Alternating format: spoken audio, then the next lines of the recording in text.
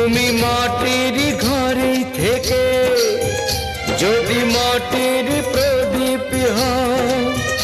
বা ময়ূর মহল জুড়ে যদি ঝাড়বাতি হয়ে রাও, তুমি মাটির ঘরে থেকে যদি মাটির প্রদীপ হও বা ময়ূর মহল জুড়ে যদি ঝাড়বাতি হয়ে রাও, তবু ছড়াতে গেলে